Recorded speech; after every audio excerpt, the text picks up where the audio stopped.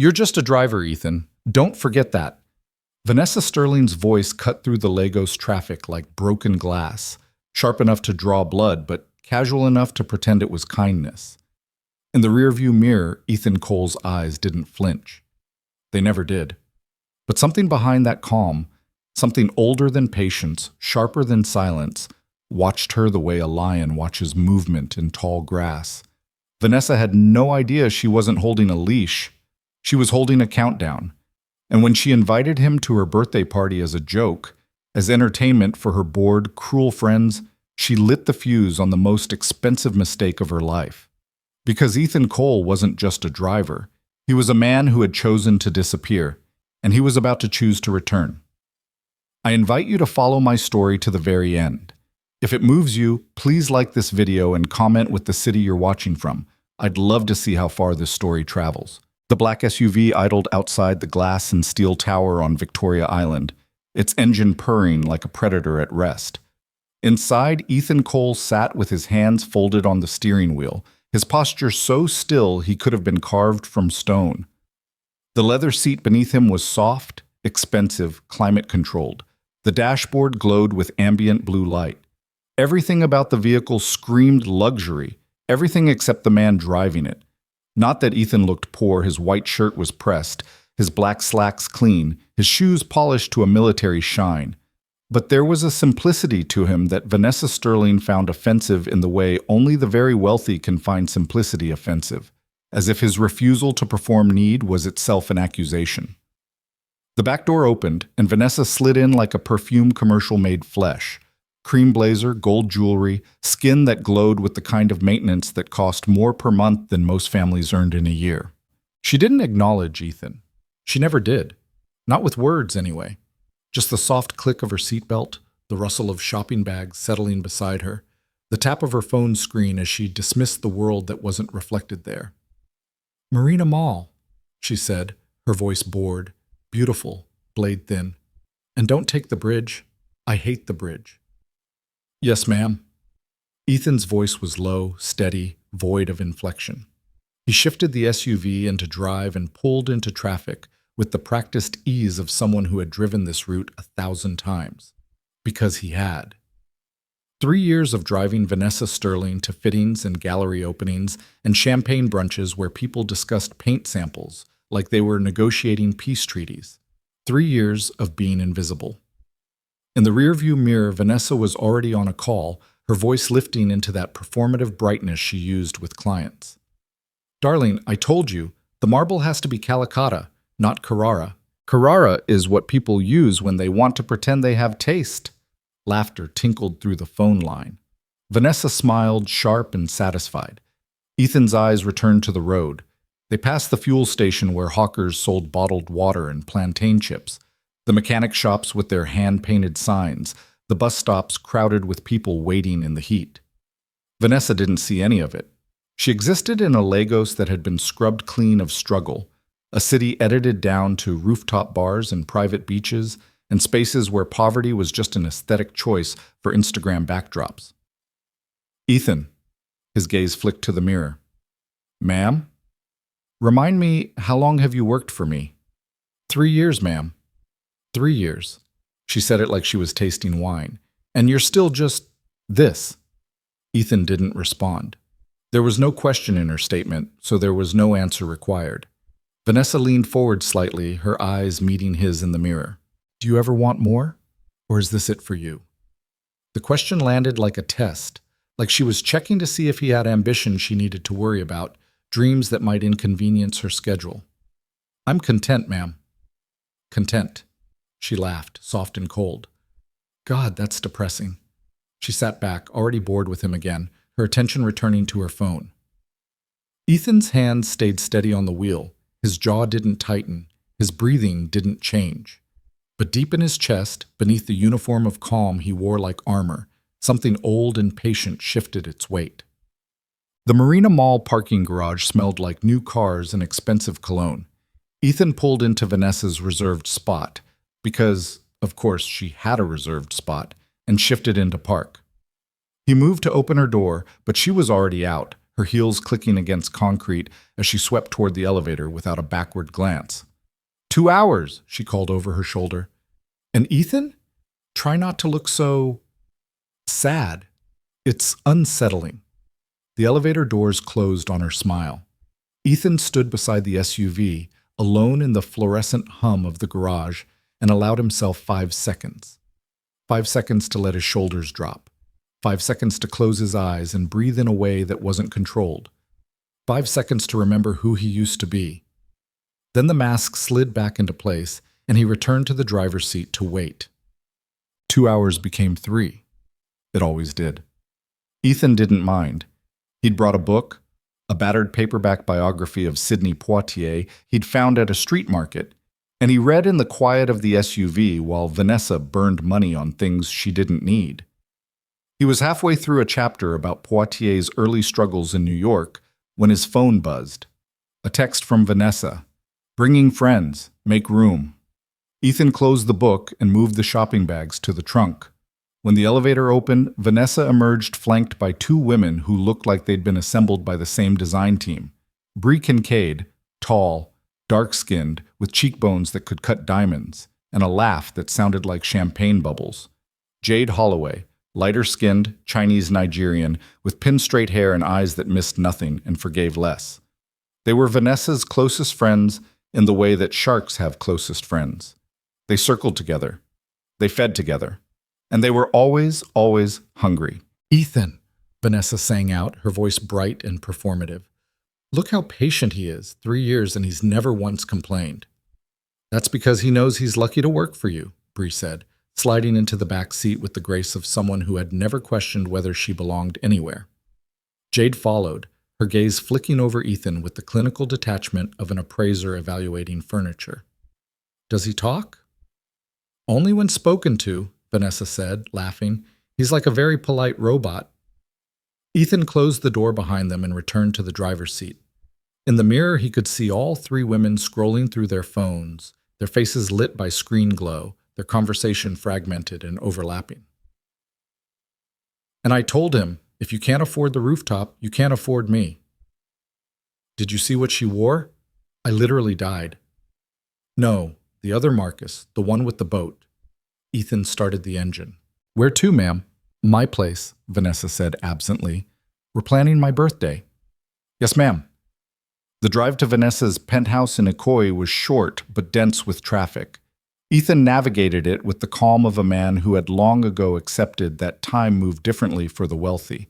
It bent around them, stretched to accommodate them, waited when they were late and hurried when they were bored. So what's the theme this year? Jade asked, tucking a strand of hair behind her ear. I'm thinking white and gold, Vanessa said. Classic, elegant, but with an edge. Maybe a live band. Definitely an open bar. Boring, Bree said, grinning. You do white and gold every year. Because it works. It works because you make it work. But don't you want to do something different, something people will actually remember? Vanessa's eyes narrowed, but she was smiling. Like what?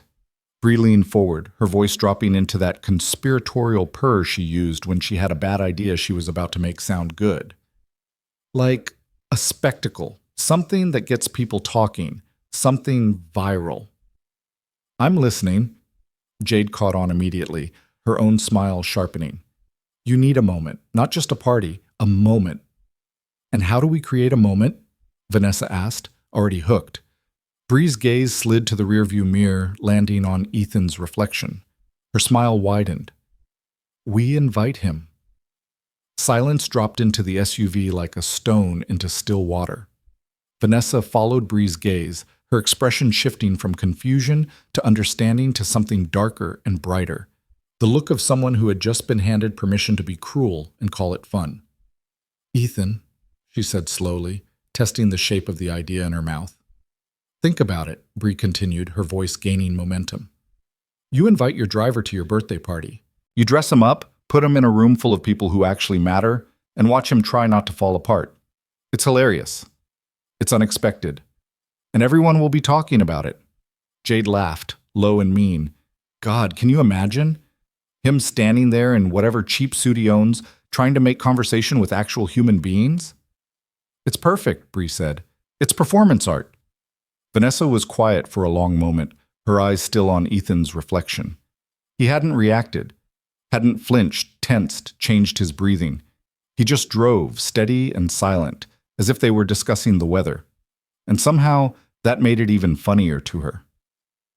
Ethan, she said, her voice sweet as poisoned honey, how would you like to come to my birthday party? In the mirror, his eyes met hers. Calm, dark, unreadable. I would be honored, ma'am. Bree and Jade exploded into laughter, the sound filling the SUV like breaking glass. Vanessa's smile stretched wide and cold. Good, she said. It's formal, so do your best. Yes, ma'am. The rest of the drive passed in a blur of their laughter, their planning, their excitement at the cruelty they'd just dressed up as generosity. Ethan pulled up to Vanessa's building, opened their doors, carried their bags to the lobby, and returned to the SUV. He sat in the driver's seat, alone again, his hands resting on the wheel. Then he allowed himself a small, almost invisible smile. They thought they were setting a trap.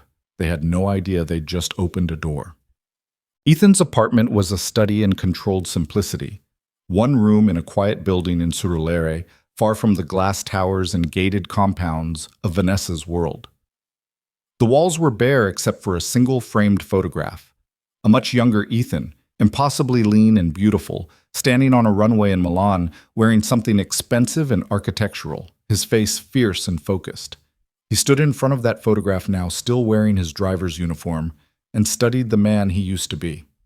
10 years ago, Ethan Cole had been one of the most sought-after black male models in Europe. Not the most famous, he'd never cracked the absolute top tier, but successful enough to live well, travel constantly, and believe the runway would never end. He'd walked for mid-tier luxury brands, shot editorials for magazines people actually read, and built a life out of being looked at. Until his mother got sick. Cancer, aggressive, and merciless. The kind that didn't care about contracts or careers, or the fact that Ethan was finally building something. He'd flown back to Lagos, planning to stay a month, maybe 2. He stayed 3 years. By the time she passed, the industry had moved on. Younger faces, newer stories, bodies that hadn't taken a 3-year gap. Ethan had tried to return, sent emails, reached out to old contacts, posted new photos, but the momentum was gone. The door had closed. So he found other work. Driving, mostly. It was steady, quiet, and it didn't require him to be seen. He'd convinced himself he was content.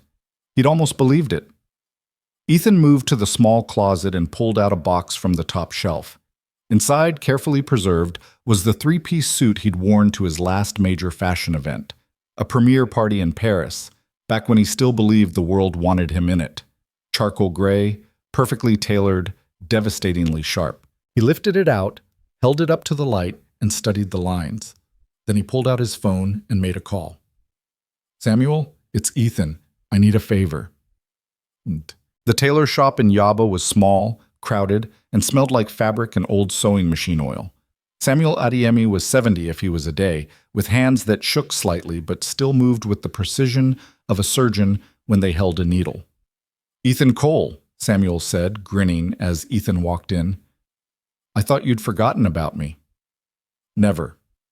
Let me see it. Ethan handed over the suit. Samuel's eyes lit up as he examined the fabric, the stitching, the construction.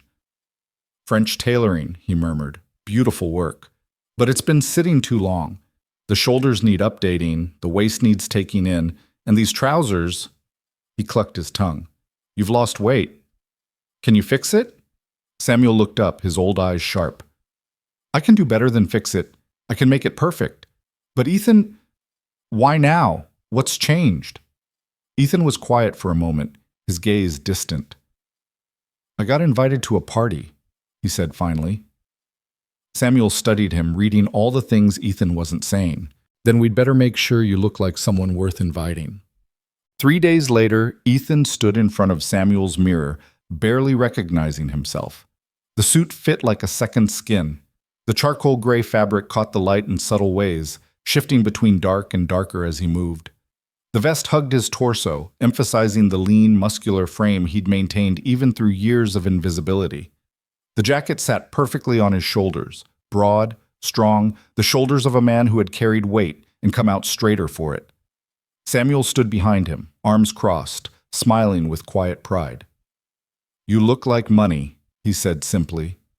Ethan turned, checking the lines from every angle. The man in the mirror wasn't a driver, wasn't invisible, wasn't small. He was the man Ethan used to be, and he was ready to be seen again. "Thank you, Samuel." The old man waved him off. "Just promise me you'll walk into that party like you own it." Ethan's reflection smiled, small, steady, dangerous. "I promise." The night before Vanessa's party, Ethan sat alone in his apartment, the suit hanging on the back of his door, and let himself think about what was coming. They expected him to shrink, to fumble, to stand in a corner, overwhelmed and out of place, while they laughed and recorded and turned his humiliation into content. They expected him to be ashamed. But shame required caring what small people thought. And Ethan Cole had spent 3 years being small enough to fit into their world. Tomorrow he was going to remind them, and himself, what happened when a man stopped shrinking. He picked up his phone and set an alarm. Then he went to bed, calm and certain, and slept like a man who had nothing left to lose. Because he didn't. He'd already lost everything that mattered. What came next wasn't about winning, it was about remembering. The morning of Vanessa Sterling's birthday arrived with the kind of golden light that Lagos reserves for important days. Filtered through humidity, softened by distance, falling across the city like a blessing it didn't necessarily deserve. Ethan woke before his alarm, his body clock still trained to the rhythms of a modeling career that had ended years ago. 5:30 in the morning. The city still half asleep, the air still cool enough to breathe without effort. He lay still for a moment, staring at the ceiling, letting himself feel the weight of what he was about to do. Not the party itself. That was just a room full of people who didn't matter. But the decision to stop hiding, the choice to step back into visibility after years of making himself small enough to be ignored, that terrified him more than he wanted to admit. Ethan rose, showered in water that never quite got hot enough, and stood in front of the bathroom mirror with a towel wrapped around his waist. The face looking back at him was older than the one in the runway photograph, but not by much. 33 now. Lean jaw, high cheekbones, skin that still caught light the way cameras loved. The bones were good. They'd always been good. It was the eyes that had changed, deeper now, quieter, carrying the kind of weight that came from watching dreams die slowly instead of all at once. He thought about his mother, about the way she used to make him stand up straight when he slouched as a teenager, her hand firm on his shoulder, her voice gentle but unyielding. God gave you that height for a reason, Ethan. Don't waste it trying to fit into small spaces. She would have loved today. Loved watching him walk back into the light. The thought made his chest tight, so he pushed it away and focused on the practical work of preparation. He shaved carefully, lined up his beard with the precision of an architect, moisturized his skin with products he'd learned to use back when his face was a commodity. Then came the suit, piece by piece, each item a small ritual of transformation. The trousers first, sliding up his legs like a second skin, the fabric settling against his hips with the perfect weight of quality tailoring. Then the crisp white shirt, French cuffs that required cufflinks he'd kept in a drawer for years. Simple silver, nothing flashy, just enough to catch light when he moved. The vest next, charcoal gray like the suit, fitting so precisely across his torso that it felt like armor. And finally the jacket, structured shoulders, narrow lapels, the kind of cut that made a man's frame look like it had been designed by someone who understood proportion as a form of power. Ethan stood in front of the full-length mirror he'd propped against the wall and studied himself with the clinical eye of someone who had once been paid to understand how bodies moved through space.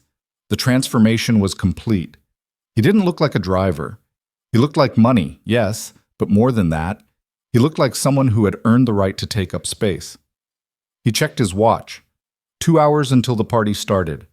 Vanessa had told him to arrive at 8, the same time as the other guests, because of course she wanted him there when the room was full, when the maximum number of people could witness whatever humiliation she'd planned. Ethan smiled at his reflection. Small, private, edged with something that wasn't quite anger but lived in the same neighborhood. "Let's see how this goes," he said quietly to the empty room, Then he picked up his keys and walked out into the golden afternoon. The venue Vanessa had chosen for her birthday was exactly the kind of place Ethan had expected. A rooftop event space in Victoria Island, all glass walls and white marble, with a view of the Lagos skyline that cost more to rent for one night than most people earned in a year. The theme was white and gold, because of course it was, and as Ethan's taxi pulled up to the building, he could see the entrance already transformed into something that belonged in a luxury magazine. White roses the size of cabbages, gold-wrapped columns, a red carpet that led from the street to the elevator, and a photographer stationed at the entrance to capture every arrival. Ethan paid the taxi driver, stepped out onto the sidewalk, and felt the shift happen immediately. The photographer's assistant, a young woman with a clipboard and an earpiece, looked up from her checklist and froze. Her eyes went wide, then wider, traveling from Ethan's shoes to his face and back down again as if she were trying to solve a puzzle that didn't make sense. She said, and her voice came out smaller than she'd probably intended. Name? Ethan Cole. She scanned her list, found his name. Vanessa had actually put him on the list, which was somehow both insulting and hilarious, and checked him off with a pen that trembled slightly in her hand. You're good to go, she managed. Ethan nodded, gave her a small smile that was mostly politeness, and walked toward the entrance.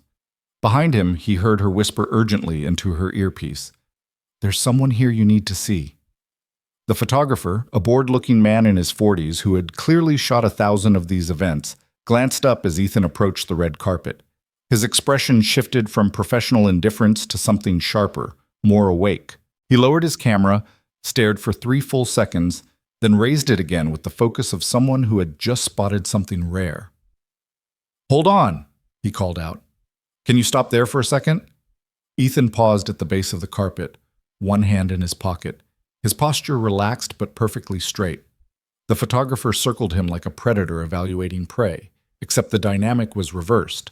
The camera needed Ethan more than Ethan needed the camera. Have we met before? The photographer asked, his finger already on the shutter button. I don't think so. You look familiar, like, really familiar. He snapped 3 photos in quick succession, the flash popping white in the fading daylight. Are you a model? Used to be. I knew it. The photographer grinned, triumphant. Turn slightly to the left. Yeah, like that. Chin up just a fraction. Perfect. More flashes. Ethan stood still and let it happen, muscle memory taking over, his body remembering how to hold angles, how to find light, how to give the camera what it wanted without looking like he was trying. It had been years, but the skill was still there, buried under layers of invisibility, waiting for permission to resurface. Can I get your Instagram? The photographer asked, still shooting. This is going to blow up. I don't really use it anymore. You should. Seriously, these shots are insane. Ethan gave him a polite nod and continued up the red carpet toward the elevator. Behind him, the photographer was already scrolling through the images on his camera screen, his expression somewhere between impressed and confused, like he'd just discovered something valuable at a garage sale. The elevator ride to the rooftop was long enough for Ethan to feel the first flutter of genuine nervousness. Not about the party itself. He'd walked into rooms full of strangers for years, back when that was his job, but about what came after, about stepping out of the safe anonymity he'd built around himself and into something he couldn't control. The doors opened, and Ethan Cole walked into the room like he'd been born to be there. The party was already in full swing, 100 people, maybe more, all dressed in white and gold, all holding champagne flutes that caught the light from the crystal chandeliers overhead. A jazz quartet played in one corner, their music soft and expensive.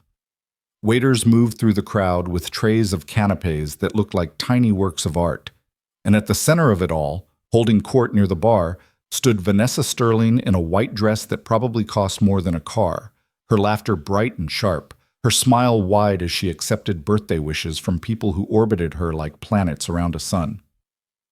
Ethan stood in the doorway for exactly 3 seconds, and in those 3 seconds, the room began to change. It started with the people nearest the entrance, a couple in their 40s, the woman in a gold cocktail dress, the man in a white suit. The woman glanced toward the elevator, saw Ethan, and her champagne flute paused halfway to her lips. She nudged her husband. He turned. His eyebrows went up. Then the people next to them noticed. Then the people behind them. Like a wave moving through water, attention shifted, conversations paused, heads turned. Ethan walked forward into the silence he was creating, his steps measured and calm, and he felt the old power return, the thing that had made him good at modeling in the first place. The ability to command a room without saying a word, to make people look not because he demanded it, but because they couldn't help themselves. He made it 10 steps before Bree Kincaid saw him. She'd been mid-sentence, saying something to Jade about the appetizers, and the words died in her throat. Her perfectly made-up face went blank with shock, then confusion, then something that looked uncomfortably close to attraction before she remembered who she was looking at. "Oh my God," she whispered. Jade followed her gaze and actually took a step backward, her drink sloshing in her glass. "It's him," Bree said, her voice strangled. "It's the driver." Across the room, Vanessa heard her name being whispered and turned to see what the commotion was about. When her eyes found Ethan, her smile froze on her face like ice forming over water. For one perfect, beautiful moment, she looked exactly like what she was, a woman who had made a terrible miscalculation and was only just beginning to understand the consequences. Ethan walked directly toward her, and the crowd parted to let him through. "Vanessa," he said, his voice low and warm and perfectly polite. "Happy birthday." She blinked, opened her mouth, closed it, tried again. "Ethan," she managed. "You came. You invited me." "I know, She stopped, visibly collecting herself, forcing the smile back onto her face even though it didn't reach her eyes. "You look different." "Thank you. Where did you get that suit?" "I've had it for a while."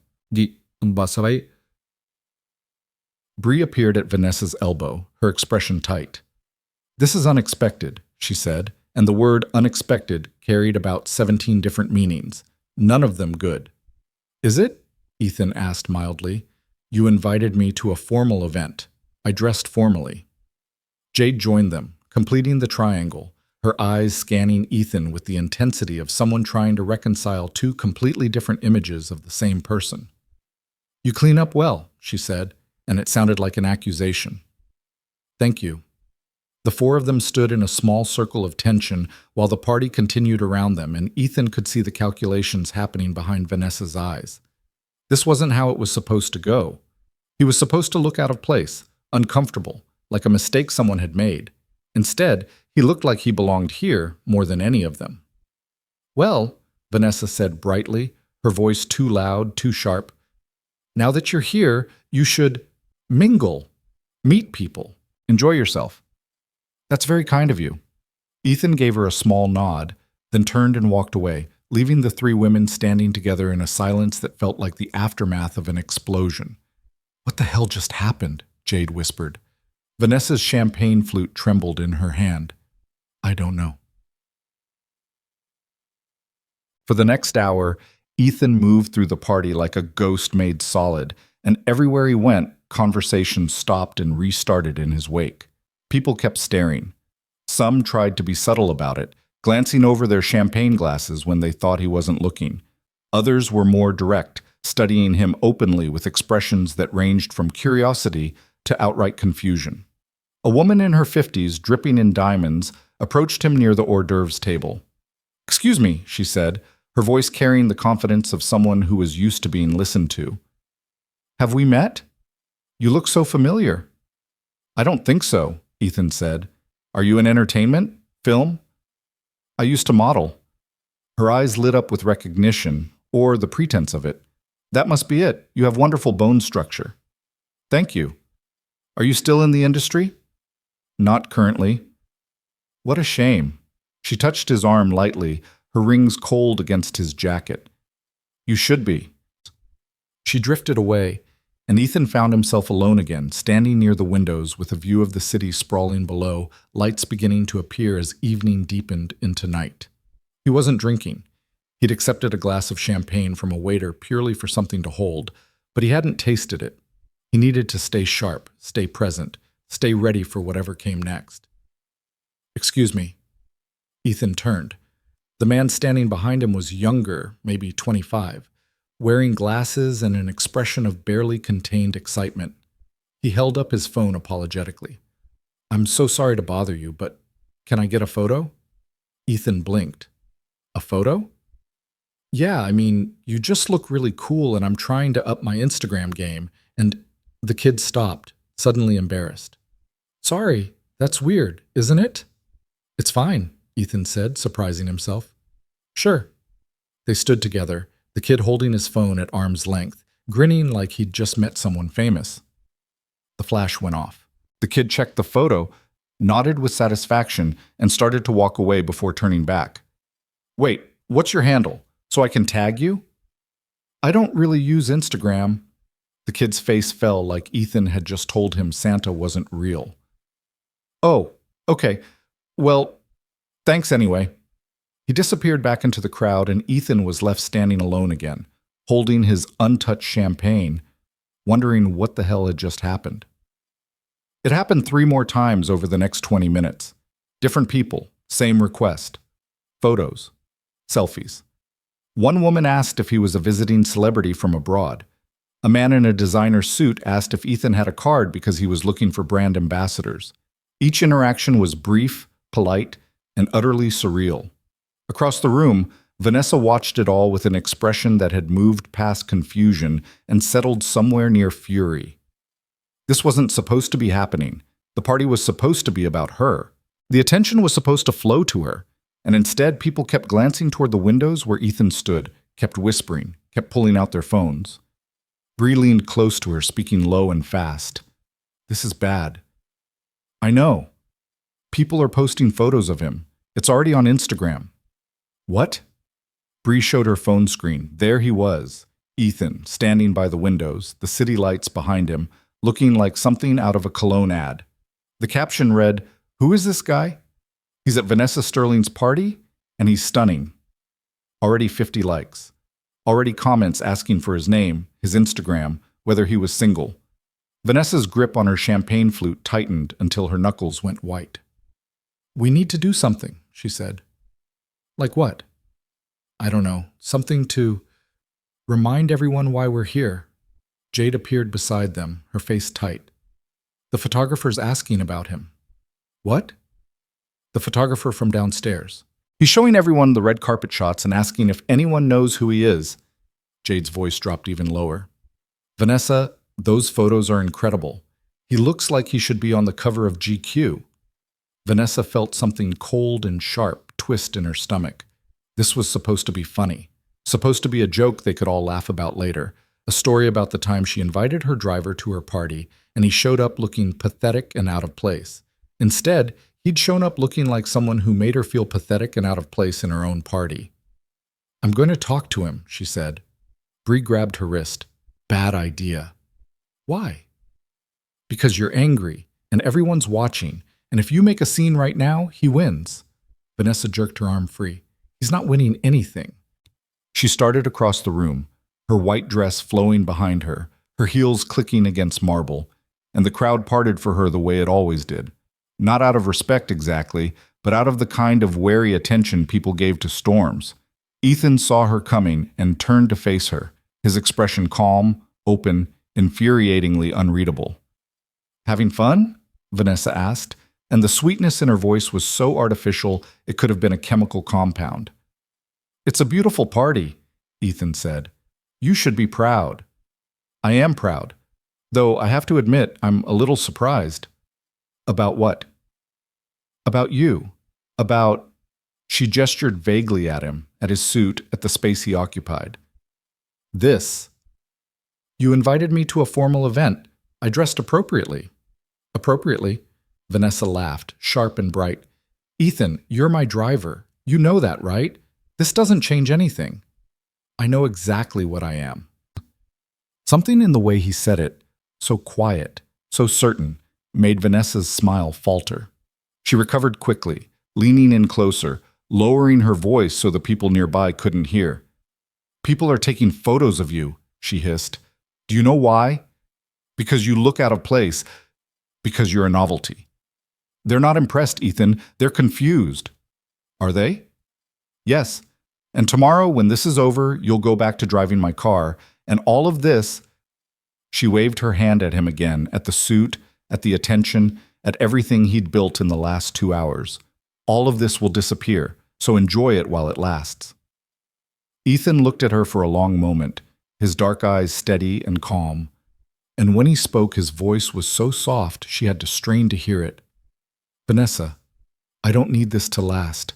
I just needed to remember what it felt like. Then he turned and walked away, leaving her standing alone in the middle of her own party, surrounded by people who were no longer looking at her. It was close to 10 o'clock when everything shifted again. Ethan was standing near the bar, declining another photo request as politely as possible, when a woman in her early 40s approached him with the purposeful stride of someone who had decided something important and wasn't going to be deterred. She was striking, tall, dark-skinned, natural hair cut close to her scalp, wearing a burgundy dress that managed to be both elegant and utterly no-nonsense. She carried herself with the kind of confidence that came from real power rather than borrowed status. "Ethan Cole," she said, and it wasn't a question. Ethan turned to face her fully, his instincts firing warning signals. "Yes?" "Morgan Reed." She extended her hand, and when Ethan shook it, her grip was firm, professional, assessing. "I'm a talent scout for Apex Models, and I need to talk to you." The world seemed to tilt sideways. "I'm sorry?" Ethan said. Morgan smiled, but it wasn't warm. It was the smile of someone who had found something valuable and was already calculating its worth. "I saw your photos. The ones from the red carpet downstairs. They're all over Instagram already, and they're exceptional. Then I asked around and learned you used to model in Europe. Milan, Paris, some London work? That was a long time ago. 10 years isn't that long, not in this industry, not for men." She pulled out her phone, swiped through several images, the photographer's shots from downstairs, selfies people had posted, one particularly good photo someone had snapped of Ethan by the windows. "You still have it. The presence, the bone structure, the way you hold yourself. And more than that, you have something most models don't." "What's that?" "Story." Morgan's eyes locked onto his. "You're not some 20-year-old kid fresh off a plane. You're a man who's lived, who's worked, who's been somewhere and come back. That sells. That's interesting. And in a market that's starving for authentic masculinity, that isn't toxic or boring, you're exactly what agencies are looking for." Ethan felt his heart rate pick up, felt something old and dangerous stirring in his chest. Hope, which was always more terrifying than despair, because hope could be lost again. "I appreciate that," he said carefully, "but I have a job. Driving for Vanessa Sterling."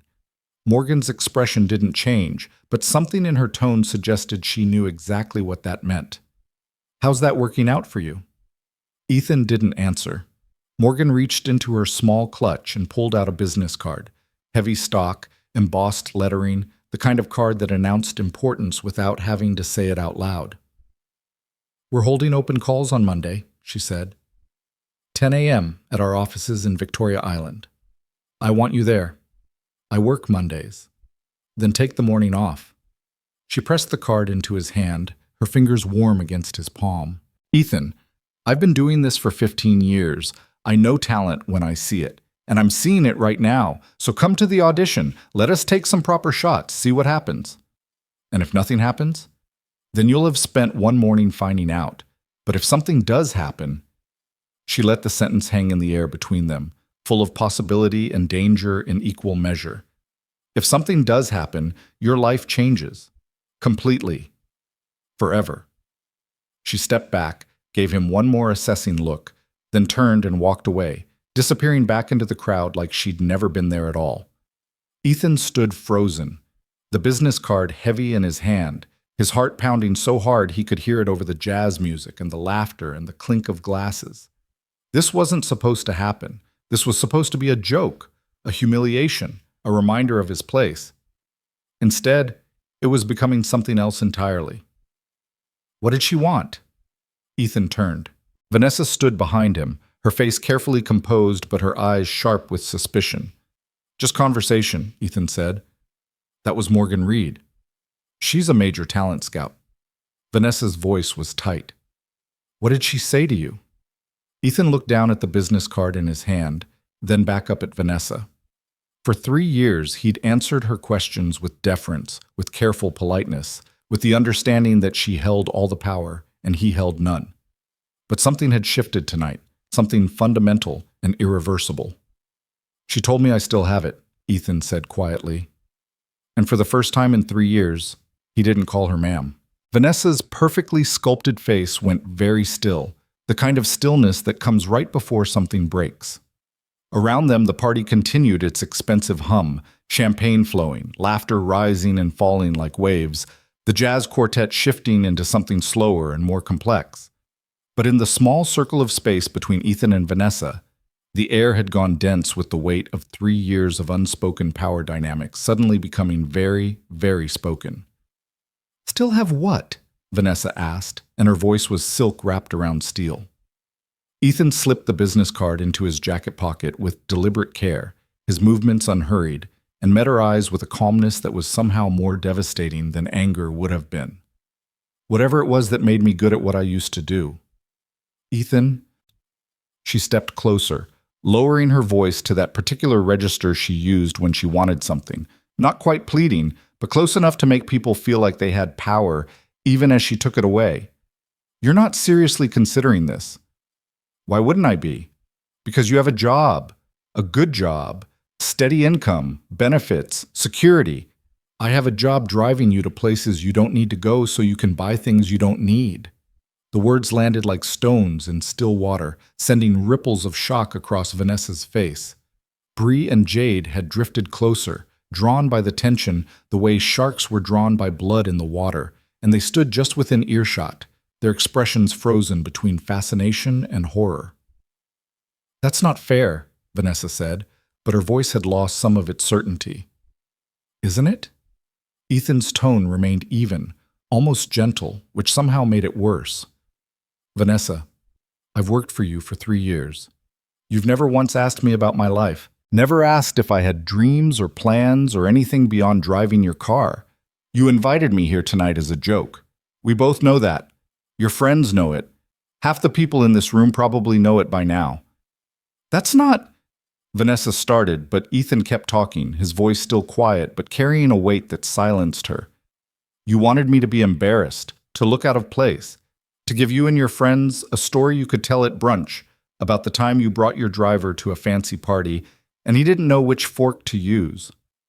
He paused, letting the words settle. But I did know which fork to use, because I've been to parties like this before. I've walked runways in Milan and Paris. I've had dinner with designers whose names you dropped to impress your clients. That was my life, Vanessa, before. The silence that followed was so complete that even the background noise of the party seemed to fade, as if the universe itself was holding its breath. Before what? Jade asked, her voice small and uncertain. Ethan's gaze shifted to her, then to Bree, then back to Vanessa. Before my mother got sick, before I came home to take care of her, before I stayed for 3 years and watched her die and came back to an industry that had moved on without me. His jaw tightened, just slightly. Before I decided that being invisible was easier than being forgotten. Vanessa's champagne flute trembled in her hand. I didn't know. You never asked. But you could have told me. Why? The question cut through her protest like a blade. So you could feel sorry for me. So you could add it to the list of things that make me useful? A driver with a tragic backstory. That would have been something to mention at your parties, wouldn't it? Bree made a small sound that might have been a gasp or a laugh, strangled before it could fully form. Jade had gone pale under her makeup, her eyes wide and fixed on Ethan, like she was seeing a completely different person standing in front of her, which, in a sense, she was. Vanessa opened her mouth, closed it, tried again. That's not who I am. Then who are you? Ethan asked, and the genuine curiosity in his voice was somehow more cutting than accusation would have been. Because the woman I've worked for doesn't see people, Vanessa. She sees functions. You don't have a driver. You have transportation. You don't have a housekeeper. You have cleaning. You don't have a chef. You have food preparation. We're all just services you've hired, and the moment we stop being useful, we disappear. That's cruel, Vanessa whispered. It's honest. A woman in a gold dress walked past them, laughing at something her companion said, completely oblivious to the small detonation happening in the corner of the rooftop. The world kept spinning, indifferent to the fact that something fundamental had just shifted between four people who would never quite look at each other the same way again. So what now? Vanessa asked, and for the first time since Ethan had known her, she sounded uncertain. You're just going to quit? Walk away? Chase some fantasy about being a model again at 33 years old? Maybe. Ethan, be realistic.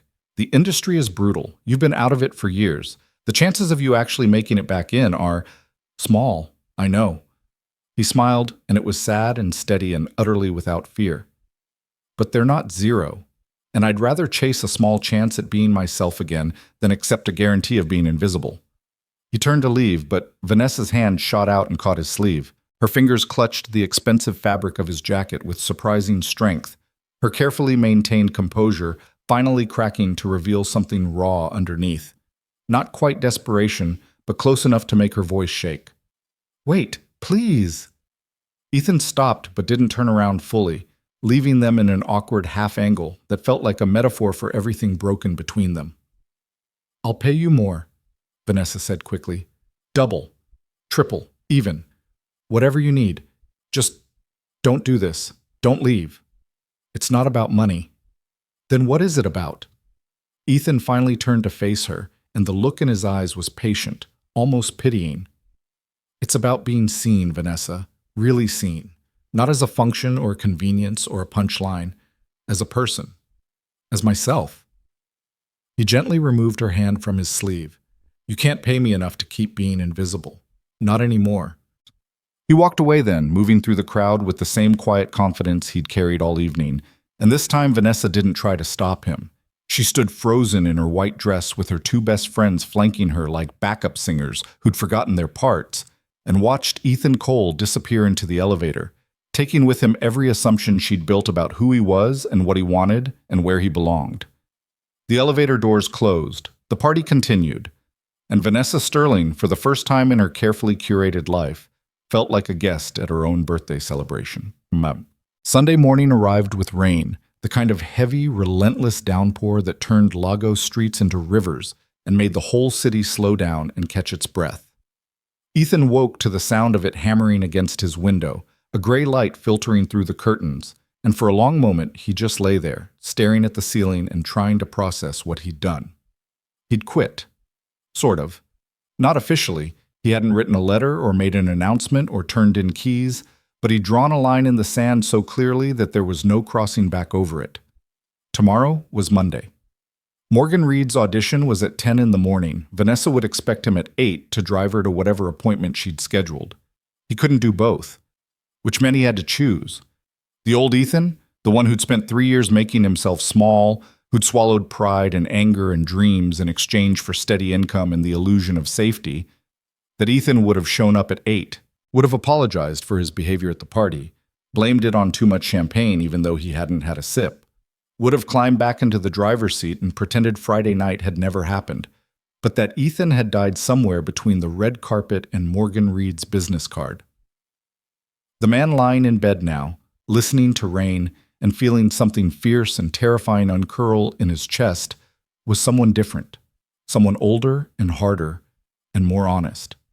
Someone who had remembered what it felt like to take up space. He couldn't go back. Even if the audition led nowhere. Even if Morgan Reed took one look at him in proper lighting and realized she'd made a mistake. Even if he ended up unemployed and broke and starting over from nothing at 33. He still couldn't go back. Ethan rose, made coffee in the cheap electric kettle he'd bought at a street market, and sat at his small table with his phone and Morgan Reed's business card. The card was beautiful. Thick cream stock with embossed lettering that read Apex Models in elegant sans serif font, her name and title beneath it, contact information arranged with the kind of precision that suggested the designer had been paid very well to make it look effortless. He set the card down and opened his phone's browser, typing Apex Models Nigeria into the search bar. The website that loaded was sleek, professional, populated with faces he half recognized from billboards and magazine ads. The About section described Apex as one of West Africa's premier modeling agencies, representing talent across fashion, commercial, and editorial markets, with partnerships in Europe and North America. The Our Models gallery showed a diverse array of faces, men and women, young and not so young, every shade of black and brown skin, bodies of different types and sizes, but mostly young, mostly in their early 20s, mostly people who hadn't taken a decade off to watch someone die. Ethan closed the browser and set his phone down. That familiar voice in his head, the one that had kept him safe and small and invisible for 3 years, starting its well-rehearsed monologue about realism and responsibility and the dangers of hope. Then his phone buzzed. Unknown number. He almost didn't answer, but something made him swipe to accept. Hello? Ethan Cole? A woman's voice, crisp and efficient. Speaking. This is Diana Okonkwo. I'm Morgan Reed's assistant at Apex Models. Miss Reed asked me to call and confirm you'll be attending tomorrow's audition at 10 a.m. Ethan's heart kicked against his ribs. I haven't actually decided yet. A pause, brief and loaded with the particular patience of someone who dealt with nervous talent for a living. Mr. Cole, I'm going to be honest with you. Ms. Reed doesn't usually make personal recruitment offers. When she sees something special, she moves fast, but she also doesn't wait around. If you're not serious about this opportunity, I need to know now so we can allocate the time slot to someone else. I'm serious, Ethan heard himself say. I'll be there. Excellent. I'm emailing you the details now. Address, what to bring, what to wear. The session will take approximately 2 hours. We'll do a preliminary shoot, some measurements, a brief interview about your previous experience and current availability. Another pause. And Mr. Cole, come prepared to impress. Tomorrow could change your life, but only if you show up ready to let it. The call ended before Ethan could respond. He sat in the gray morning light, rain still hammering the windows, his coffee going cold in front of him, and felt the future split into 2 distinct paths with such clarity it was almost physical. Down one road, safety, invisibility, the slow erosion of self that came from choosing comfort over truth. Down the other, risk, exposure, the possibility of failure so complete it would confirm every fear he'd spent 3 years nursing. The phone buzzed again. This time an email with the subject line, Apex Models Audition Details. Ethan opened it, read through the requirements, and started making a list of everything he needed to do in the next 24 hours. Then he picked up his phone again and typed out a message he'd been composing in his head since he left the party. Ms. Sterling, I won't be able to work tomorrow, or any day after that. Thank you for the opportunity over the past 3 years. I'm resigning effective immediately.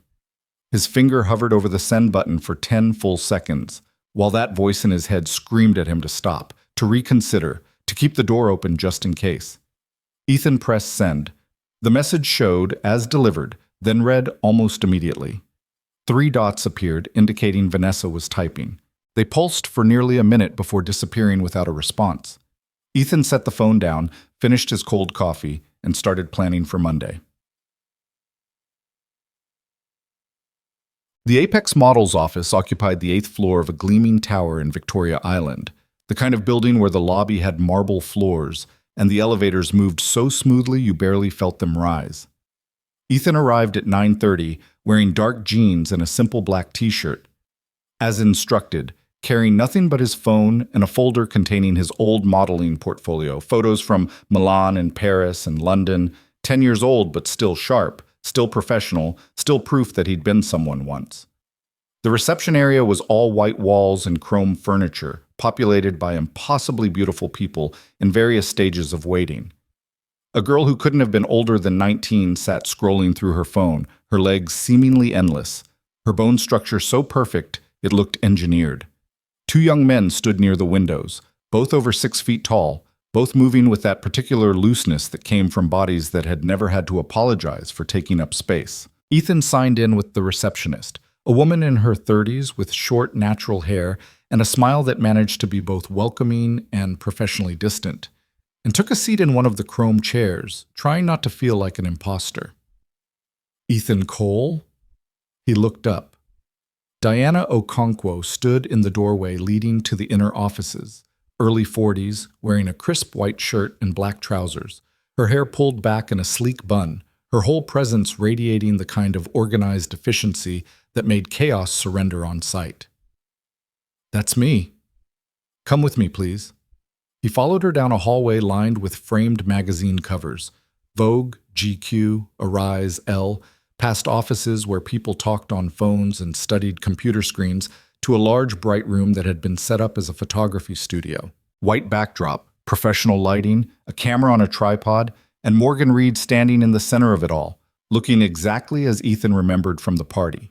Burgundy replaced with black today, but the same sharp confidence, the same assessing gaze that saw through surfaces to the value beneath. "Ethan," she said, and her smile was brief and genuine. "You came. You told me to. People don't always do what I tell them, especially when it involves risk." She gestured to a mark on the floor in front of the white backdrop. "Stand there. We're going to take some test shots, see how you photograph in controlled lighting, assess your range." Ethan moved to the mark, and the moment he stood on it, something old and familiar clicked into place in his body. The awareness of angles, the understanding of how light fell, the knowledge of what the camera wanted and how to give it without looking like you were trying. Morgan circled him slowly, her expression thoughtful. "Relax your shoulders. Good. Chin up just slightly. Eyes to me." The camera clicked. "Turn to your left. No. Slower. Like you're not in a hurry to get anywhere." Click. "Now look at the camera like you're about to tell me a secret." Click, click, click. She worked methodically, calling out adjustments and capturing them, her photographer's eye catching things Ethan couldn't see but could feel, the small shifts in posture that changed everything, the micro-expressions that conveyed whole narratives. After 20 minutes, she lowered the camera and studied the screen with an expression that gave nothing away. "How do you feel about your age?" she asked abruptly. "I'm sorry?" "You're 33, in an industry that worships youth. How do you feel about that?" Ethan considered the question, sensing a trap but unable to identify where it lay. "I think it makes me different." "Different good or different bad?" "Just different. I've lived more than most 20-year-olds. I've lost things, survived things, learned things. That has to show up somehow." Morgan's expression shifted into something that might have been approval. "It does. Look at these." She turned the camera screen toward him, scrolling through the shots she'd just taken. Ethan barely recognized himself. The man in those photos was handsome, yes, but more than that, he looked solid, grounded, like someone who'd been tested and come through it with something essential intact. The camera had caught a gravity in his eyes that hadn't been there 10 years ago, a weight that made the beauty more interesting, more earned. "See that?" Morgan tapped the screen. "That's what I'm talking about. You don't look like a kid playing dress-up. You look like a man who knows exactly who he is. That sells. That's rare. That's valuable." She handed the camera to her assistant and turned back to Ethan, her business face sliding into place. "Okay, let's talk reality. Your previous work was good. I looked you up after the party, found your old portfolio online. But you've been out of the industry for a decade. That's a significant gap. Most agencies wouldn't touch you." "But you're not most agencies." "No, I'm not. I specialize in mature models, niche markets, brands that want authenticity over Instagram followers. And I think you could work. But it's going to require effort on your part. You need new headshots, a rebuilt portfolio, training to get you back up to speed on current industry standards. You need to be willing to start smaller than where you left off. Commercial work, catalog shoots, building your way back up." "I understand." "Do you? Because I need you to be realistic about this, Ethan. You're not going to book a Dolce campaign next week. You're going to do deodorant ads and hotel brochures and corporate headshots. It's going to be unglamorous and sometimes humiliating, and the money won't be great at first. Can you handle that?" Ethan thought about 3 years of driving Vanessa Sterling to appointments, 3 years of being invisible, 3 years of swallowing himself. "Yes," he said, "I can handle that." Morgan studied him for a long moment, then extended her hand. "Then welcome to Apex Models. We'll draw up a contract, get you scheduled for proper portfolio shoots, and start submitting you for appropriate bookings. This is going to be hard work, and there are no guarantees. But if you're willing to put in the effort, I'm willing to take the chance. Ethan shook her hand, feeling something unlock in his chest. Not quite joy, not quite relief, but something close to both. Thank you, he said, and meant it with every part of himself. Don't thank me yet, Morgan said, but she was smiling. Thank me when you book your first job. He left the Apex offices just after noon, stepping out into Lego sunshine that felt somehow brighter than it had that morning, and stood on the sidewalk trying to process the fact that his life had just changed direction so completely that he couldn't see the road behind him anymore. His phone buzzed. Multiple messages, all from the same number. Vanessa. The first, "We need to talk." The second, "Ethan, please. I know you're angry, but this is unprofessional."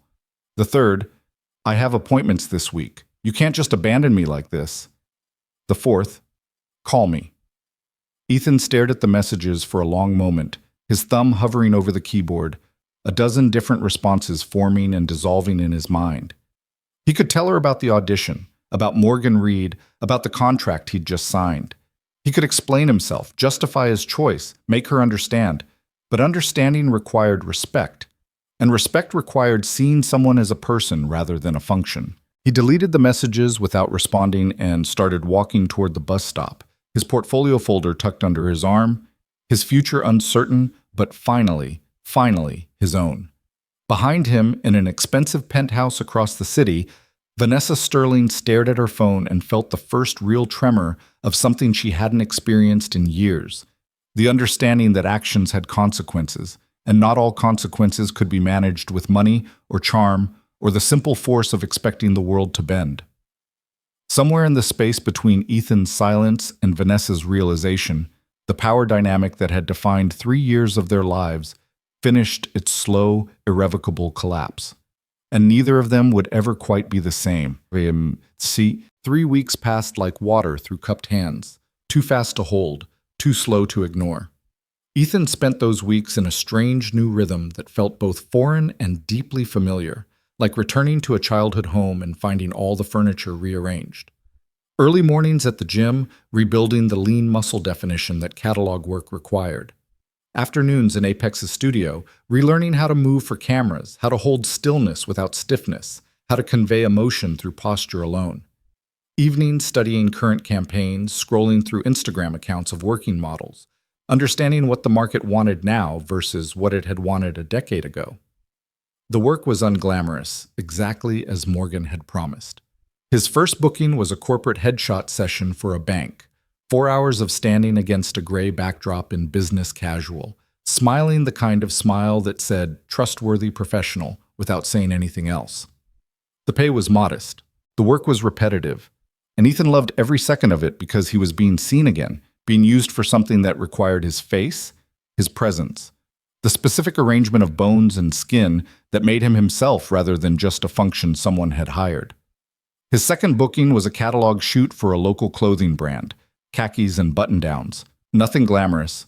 But the photographer was young and enthusiastic and kept saying, yes, that's it, perfect, in ways that made Ethan remember why he'd loved this work in the first place. The transformation that happened when you found the right angle, the right light, the right expression, the strange alchemy of turning yourself into an image.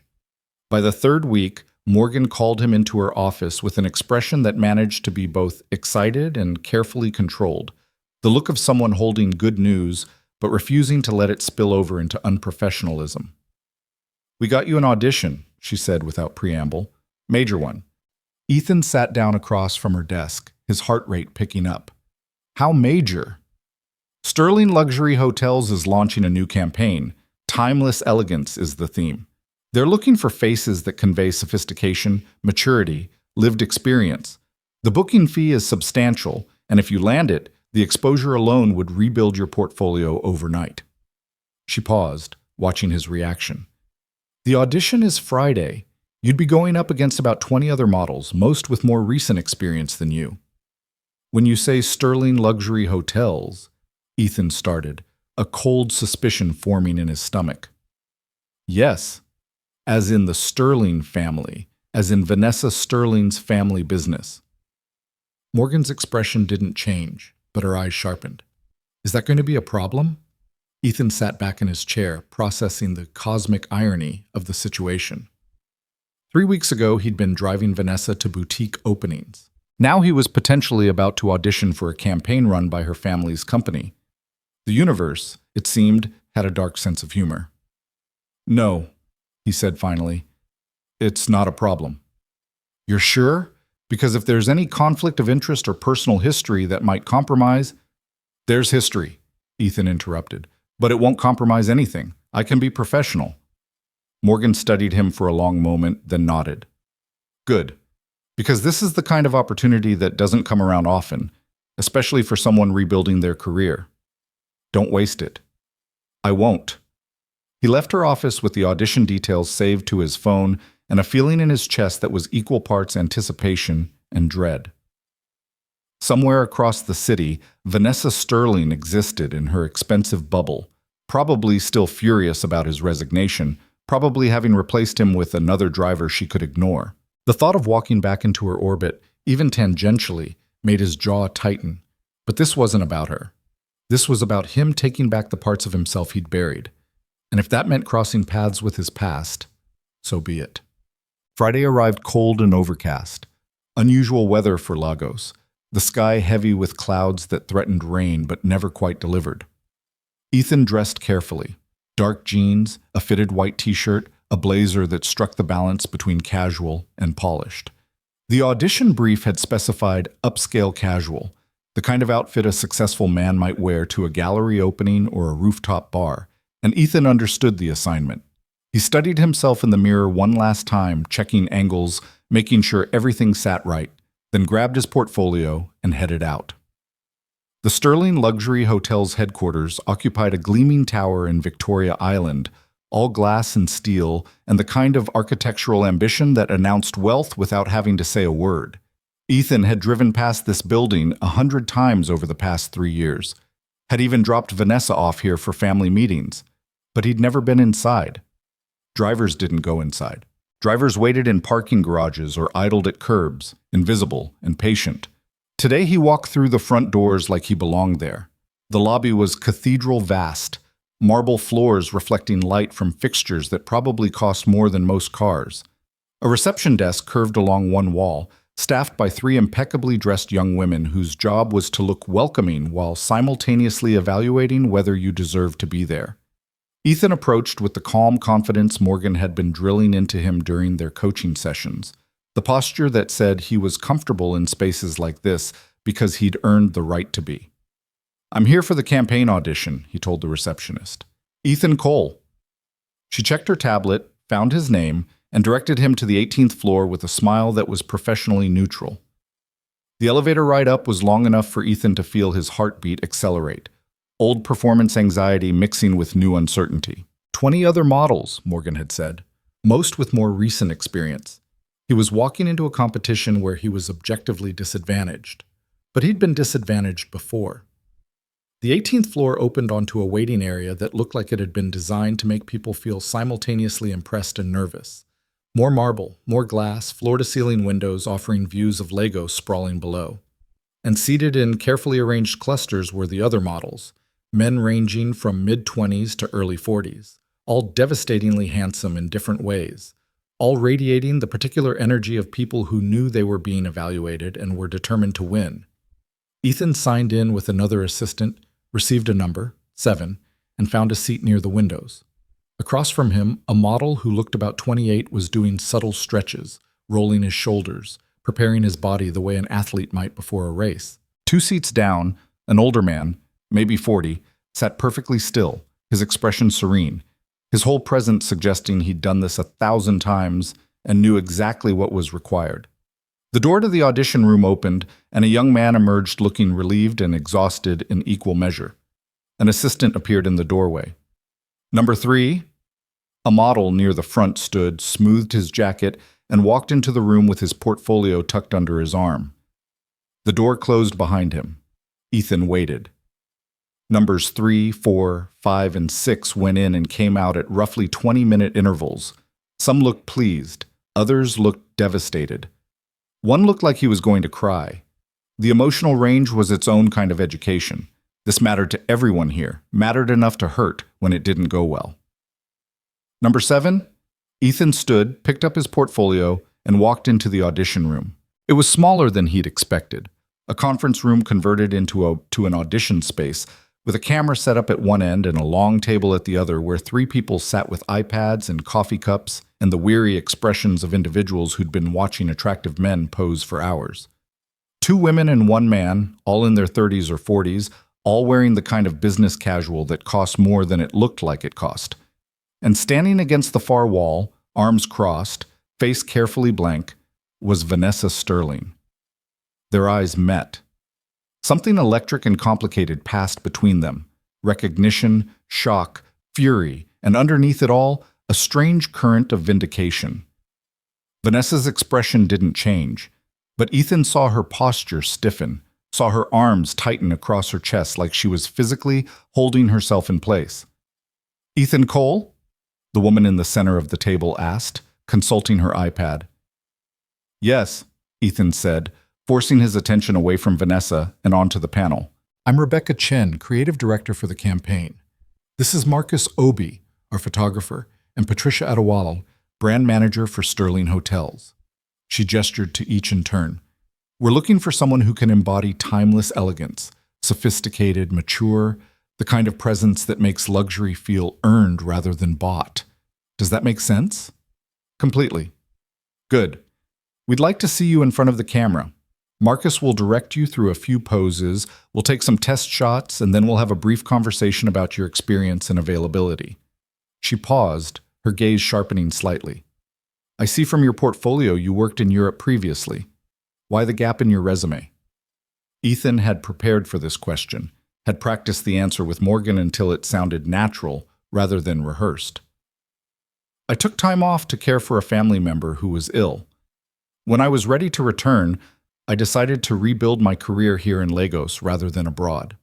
Rebecca nodded, making a note on her iPad. "Understood. Marcus, whenever you're ready." The photographer stood, moving to the camera setup, and gestured for Ethan to stand against a neutral backdrop they'd erected in one corner. Ethan moved into position, his body remembering the mechanics even as his mind raced with awareness of Vanessa watching from the side of the room, her presence a constant pressure against his peripheral vision. "Okay, Ethan," Marcus said, his voice easy and professional.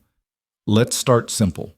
I want you standing straight, hands in pockets, looking directly at camera. Give me confidence without arrogance." Click. "Good. Now turn slightly to your left, but keep your eyes on me. Chin down just a fraction." Click, click. "Excellent. Now I want you to imagine you're at a hotel bar. You've just closed a successful business deal, and you're allowing yourself to relax for the first time all day. Show me that." Ethan let his shoulders drop slightly, let a small smile touch his lips, not triumphant, just satisfied. The smile of a man who'd done good work and knew it.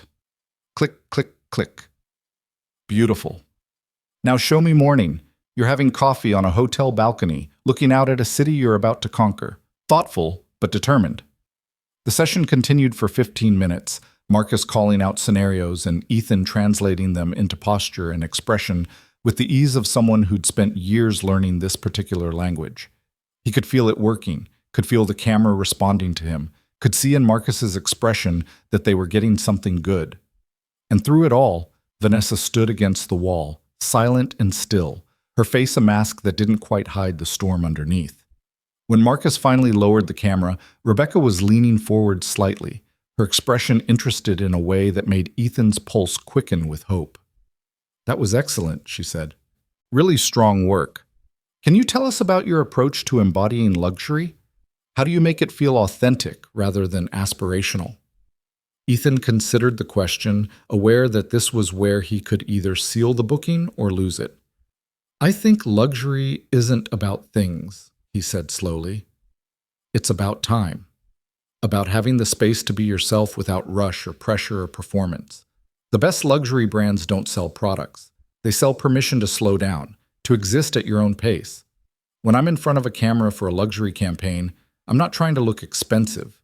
I'm trying to look free." The silence that followed felt weighted, significant. Rebecca and Patricia exchanged a glance that Ethan couldn't quite read. Marcus was scrolling through the photos on his camera, nodding to himself. "That's a very mature perspective," Patricia said finally. "And it aligns perfectly with what we're trying to communicate with this campaign." She looked down at her notes. "Your recent work has been primarily catalog and corporate. How would you handle the pressure of a major campaign? The scrutiny, the expectations, the exposure?" "I've handled it before," Ethan said, "and I'm better equipped for it now than I was then. I understand that every campaign is a collaboration between model, photographer, creative team, brand. My job isn't to be the star, it's to be the vehicle for whatever story you're trying to tell." Rebecca smiled. "I like that. Humble, but confident."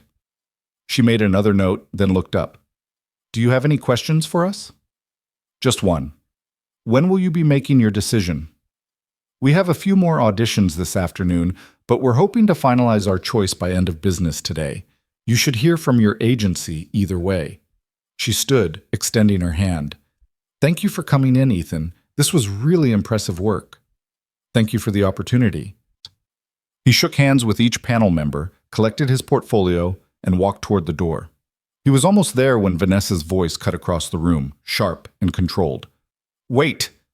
Ethan stopped, his hand on the door handle, and turned to face her. Everyone else in the room seemed to freeze, sensing drama but not understanding its source. "Yes?" Ethan asked, his voice carefully neutral. Vanessa pushed off from the wall, her heels clicking against the floor as she crossed to where the panel sat.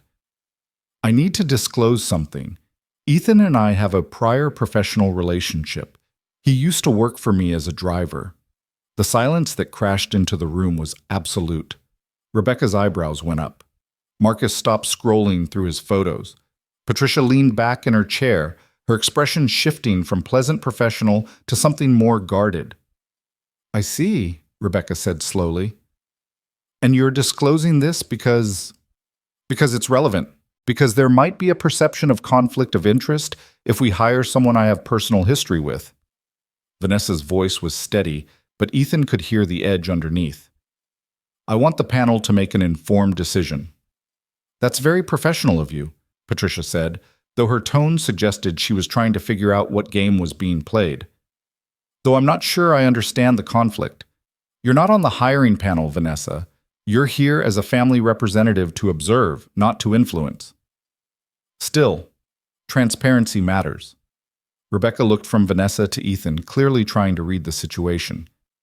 "Ethan, does this previous employment relationship affect your ability to work professionally on this campaign if selected?" "No," Ethan said simply. "It doesn't." "And Vanessa, does it affect your ability to remain objective about the creative direction?" Vanessa's jaw tightened almost imperceptibly. "No." "Then I don't see a conflict." Rebecca's tone had cooled slightly, suggesting she didn't appreciate whatever power play was happening. "But thank you for the disclosure, Ethan. Ethan, you're free to go. We'll be in touch through your agency." Ethan nodded and left the room, but not before catching the expression on Vanessa's face. Frustration mixed with something that looked uncomfortably like regret.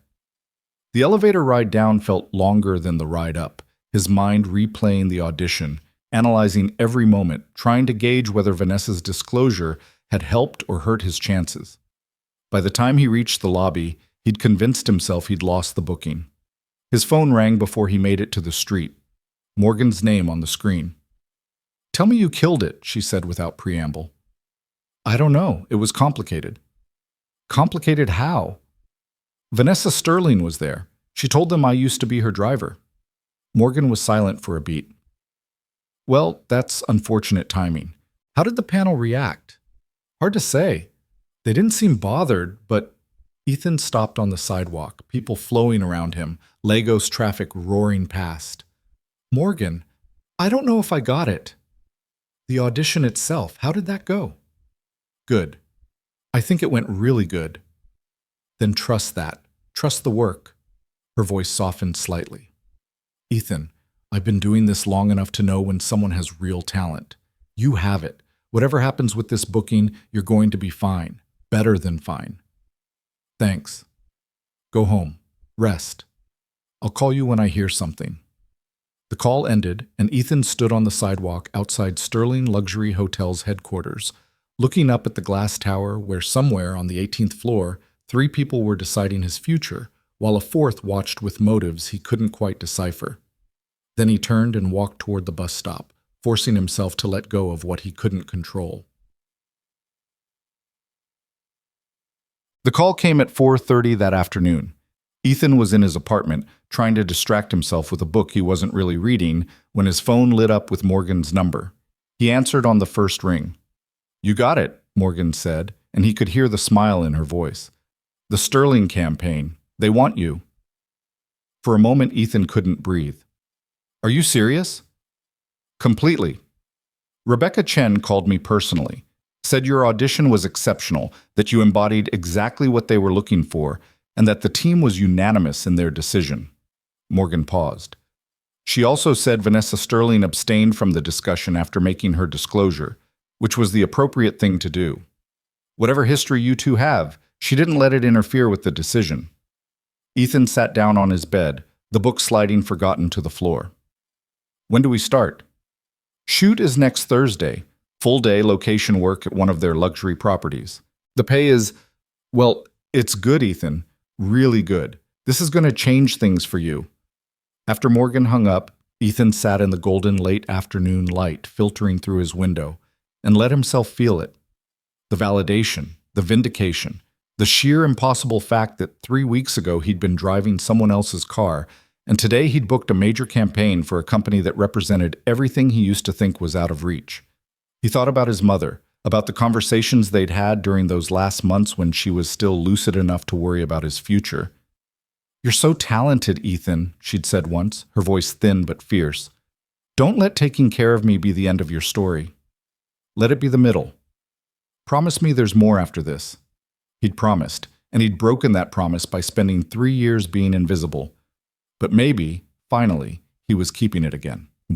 The news spread faster than Ethan had anticipated. By Saturday, his phone was buzzing with messages from old contacts he hadn't heard from in years. Other models, photographers, stylists, people who'd worked with him in Europe and had somehow heard through the industry grapevine that Ethan Cole was back. Some were congratulatory, some were curious. A few had the slightly desperate edge of people wondering if his resurgence meant there was hope for their own stalled careers.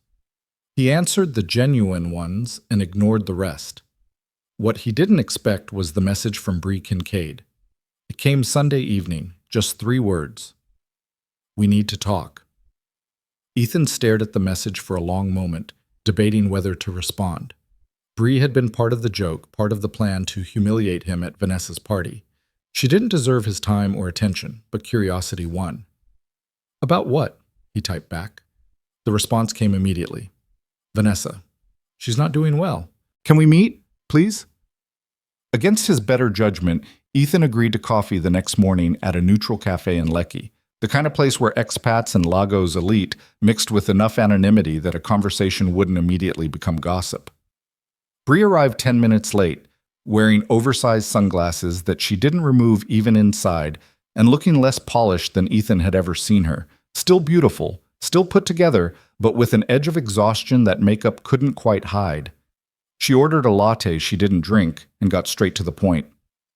"Vanessa is falling apart," she said bluntly, "and I think it's because of you." Ethan took a sip of his coffee, buying time to process that statement. "I quit my job, that's all I did." "It's not just that you quit. It's everything that's happened since." Bree leaned forward, her voice dropping. "The photos from her party went viral. You went viral.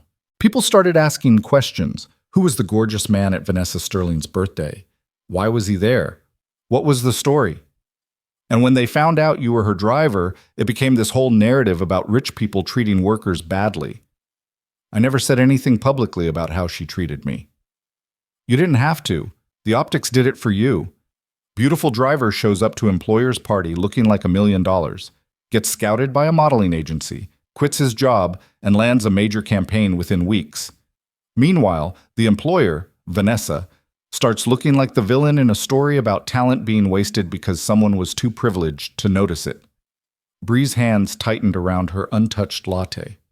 Her clients are pulling back. People are whispering. Her reputation is taking hits she doesn't know how to handle. That's not my problem. Isn't it? Bree's voice sharpened. Look, I know we were cruel.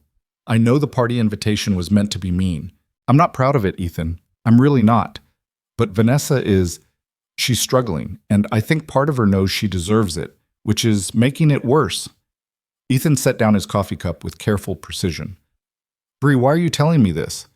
What do you want me to do? I don't know. Talk to her, let her apologize, give her some kind of closure so she can move on. She doesn't need my closure. She needs to deal with the consequences of treating people like they're disposable. The words came out harder than Ethan intended. Years of swallowed frustration finally finding voice. I spent 3 years being invisible to her. 3 years of driving her places and listening to her mock people who actually worked for a living. And the one time I stood up for myself, the one time I chose to be seen, I'm supposed to feel guilty because it made her look bad? I'm not saying you should feel guilty. Then what are you saying? Bree was quiet for a long moment, her fingers tracing patterns on her coffee cup. When she spoke again, her voice was smaller, more honest. I'm saying I miss my friend. The real one, underneath all the performance. And I think maybe she's starting to miss herself too, but she doesn't know how to fix it, and she's too proud to ask for help, and I'm worried about what happens if she keeps spiraling. Ethan felt something twist in his chest. Not quite sympathy, but not quite indifference either. That sounds like something Vanessa needs to figure out on her own. Maybe. Bree finally removed her sunglasses, and her eyes were tired, sad, older than her face. Or maybe sometimes we need someone to hold up a mirror before we can see what we've become.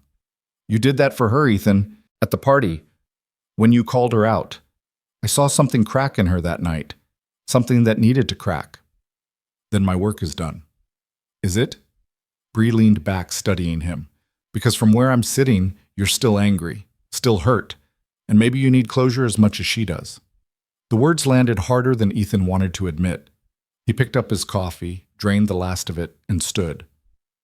Thanks for the coffee, he said, but I'm not responsible for Vanessa's feelings. I'm not responsible for her growth, or her healing, or her reputation. I'm only responsible for myself.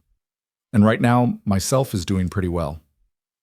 He left before Bree could respond, walking out into Lego sunshine that felt somehow cleaner than the air inside the cafe. But her words followed him home, unwanted and persistent, settling into the quiet spaces of his mind where he couldn't quite ignore them. Maybe you need closure as much as she does. He pushed the thought away and focused on preparing for Thursday's shoot, on the future he was building, on forward motion rather than backward glances. But late that night, alone in his apartment, he pulled out his phone and stared at Vanessa's contact information for a long time before finally setting the phone aside without calling. Some bridges, once burned, were better left as ash. Thursday arrived with the kind of crystalline morning that made Lagos look like the postcard version of itself. Sky impossibly blue, air warm but not yet oppressive, light falling across the city in golden sheets that photographers dreamed about. Ethan woke before dawn, his body humming with the particular electricity that came before important shoots, that mix of nerves and anticipation that he'd almost forgotten existed during his years of invisibility. The location was the Sterling Grand, the flagship property of the hotel chain, perched on a cliff overlooking the Atlantic, with views that had been featured in luxury travel magazines across 3 continents.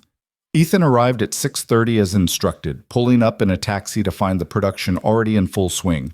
Trucks unloading equipment, assistants setting up reflectors, stylists arranging wardrobes in one of the suites that had been converted into a makeshift dressing room. Marcus Obi spotted him immediately and waved him over, his energy already caffeinated and focused despite the early hour. Ethan, perfect timing. We're starting with the balcony shots while the morning light is still soft. Hair and makeup is in Suite 12, wardrobe in 14. Get yourself ready and meet me on the terrace in 45 minutes. The next hour passed in the familiar choreography of preparation. A stylist trimming his beard to perfect precision, a makeup artist evening out his skin tone while keeping him looking natural, a wardrobe consultant fitting him into a charcoal suit that probably cost more than he used to make in a month. The face looking back at him in the mirror was polished, professional, the face of a man who belonged in luxury campaigns. But underneath the styling, Ethan could still see himself. still recognized the person he'd been before 3 years of making himself small. That person had been waiting, patient and persistent, for permission to return. He didn't need permission anymore. The shoot itself was demanding in the best possible way. Marcus was exacting but collaborative, pushing Ethan through dozens of setups, leaning against the balcony railing with the ocean behind him, walking through the lobby with confidence that read as earned rather than arrogant, sitting in the hotel bar with a glass of whiskey he never actually drank. Each pose carefully calibrated to convey the campaign's message of timeless elegance. Hours blurred together in that strange suspension of time that happened during good creative work, where focus narrowed to the space between camera and subject and nothing else mattered. By early afternoon, they'd moved to the infinity pool on the roof, and Ethan was in swim trunks that fit like they'd been designed specifically for his body, standing waist-deep in water that reflected the sky in shades of blue, so perfect they looked artificial. Marcus was crouched at the pool's edge, shooting up at an angle that made Ethan look powerful and relaxed simultaneously. "Give me thoughtful," Marcus called out, "like you're solving a problem you actually care about solving." Ethan let his gaze drift to the horizon, his expression settling into something contemplative, and the camera clicked rapidly, capturing whatever Marcus was seeing. "Beautiful. Now look at me like I just said something that surprised you in a good way." Ethan shifted his focus to the camera, letting a small smile touch his lips, his eyebrows lifting just slightly. Click, click, click. "Perfect. That's exactly what I need." Rebecca Chen appeared at the pool's edge, iPad in hand, watching the monitor that showed what Marcus was capturing. Her expression was satisfied, almost pleased, which, in the world of creative directors, was the equivalent of standing ovation. "This is exceptional work," she said to no one in particular. "We're getting everything we need and more." Marcus stood, stretching his back, and checked his watch. "I want to break for lunch, then we'll do the evening shots in the presidential suite. Ethan, you're doing great. Keep this energy." The catering tent had been set up in one of the hotel's event spaces. Long tables loaded with food that was several tiers above standard production catering. Ethan filled a plate with grilled fish and salad and found a quiet corner away from the main crew, needing a few minutes of solitude to recharge before the afternoon sessions. He was halfway through his meal when a familiar voice cut through the ambient noise. "Mind if I join you?" Ethan looked up to find Vanessa Sterling standing beside his table, holding a plate of food she clearly had no intention of eating, wearing a cream-colored dress that probably cost what most people paid for rent. Her expression carefully neutral, but her eyes carrying something that looked uncomfortably like vulnerability. For a long moment, Ethan considered saying no. Considered telling her to leave, to let him have this day without the weight of their history pressing down on it. But something in her posture, the way she held herself with less certainty than he'd ever seen, the way her fingers gripped the plate like it was anchoring her to the moment, made him gesture to the empty chair across from him. "It's a free country," he said quietly. Vanessa set down her plate, and folded her hands in her lap like a student called to the principal's office. For several seconds, neither of them spoke, the silence stretching between them loaded with 3 years of unsaid things. "You're doing really well," Vanessa said finally, her voice smaller than the one she usually wore. "The shots look incredible." "Thank you. I'm not here in any official capacity. I wanted to see it, see you working, see what I missed when I wasn't paying attention." Ethan set down his fork with careful precision. "Why are you here, Vanessa?" "Because I owe you an apology. A real one, not the performative kind I'm good at." She took a breath, steadying herself. "The party invitation was cruel. It was meant to humiliate you, to turn you into entertainment for my friends and me. And I'm sorry. I'm deeply, genuinely sorry." "I know it was meant to humiliate me," Ethan said, his voice even. "I knew it the moment you invited me. That's why I accepted." Vanessa blinked, thrown off her prepared script. "What?" "I knew what you were doing. I knew it was a setup. But I also knew that if I showed up looking the way I actually look when I'm not trying to be invisible, if I reminded myself and everyone else what I used to be, it would shift something. And it did. You used me." "I used your cruelty," Ethan corrected. "There's a difference. You opened a door you thought led to my humiliation. I walked through it and found my future. That's not using you. That's refusing to let you define me." Vanessa sat back, something shifting in her expression. Recognition, maybe, or the beginning of understanding. Bree said you were angry. I was. I am, but not at you specifically, at what you represented, at the way I let myself become invisible because it was easier than being seen and rejected. He picked up his water glass, took a slow sip. You treated me badly, Vanessa, but I let you. I accepted it. I stayed in that job for 3 years knowing I was worth more than how you treated me. So I'm angry at both of us. I didn't know about your mother, about your modeling career, about any of it. Because you never asked. In 3 years, you never once asked me about my life outside of driving your car. And that's the thing, Vanessa. It wasn't dramatic cruelty. It was casual indifference. You didn't hate me. You just didn't see me as human enough to be curious about. The words landed like physical blows, and Ethan watched Vanessa absorb them, watched her perfect composure crack just slightly around the edges. When she spoke again, her voice was thick with something that might have been tears if she'd been the kind of person who cried in public. You're right. About all of it. I treated you like a function instead of a person. I did it to you, I do it to everyone who works for me, and I'm starting to realize it's made me into someone I don't actually like very much. She looked down at her untouched food. My business is struggling. Clients are pulling back. People are talking about me the way I used to talk about other people. And I deserve it. I know I deserve it. But Ethan, I don't know how to fix it. I don't know how to be better than what I've become. Ethan studied her across the table. This woman who'd held so much power over his daily life for 3 years, who now sat in front of him looking lost and small and genuinely uncertain. The anger that had burned in his chest for weeks was still there, but it had shifted into something more complex, less consuming. You start by seeing people, he said quietly. Really seeing them. Learning their names, asking about their lives, treating them like their time and dignity matter as much as yours. It's not complicated, Vanessa. It's just hard, because it requires you to stop thinking of yourself as the center of every story. Is that what you did? When you decided to stop being invisible? Sort of. I stopped waiting for permission to take up space. I stopped shrinking to make other people comfortable. I remembered that I have value independent of what anyone else thinks of me. He leaned forward slightly. You could do the same thing, but it requires letting go of the idea that you're better than the people who work for you. And I don't know if you're ready for that. Vanessa was quiet for a long moment, her gaze distant, processing. When she looked back at Ethan, her eyes were clearer, more focused. Can I ask you something? Sure. When you walked into my party wearing that suit, looking like you looked, did you want revenge? Did you want to make me feel as small as I'd made you feel? Ethan considered the question, turning it over in his mind, testing his own motivations for honesty. No, he said finally. I didn't want revenge. I wanted recognition. I wanted to be seen again, by myself more than anyone else. What happened to you after? Your reputation, your business, all of that? Those are consequences of your own choices. I didn't create them. I just stopped protecting you from them. By refusing to stay invisible. Exactly. Vanessa nodded slowly, something settling in her expression that looked like acceptance. For what it's worth, I'm glad you stopped.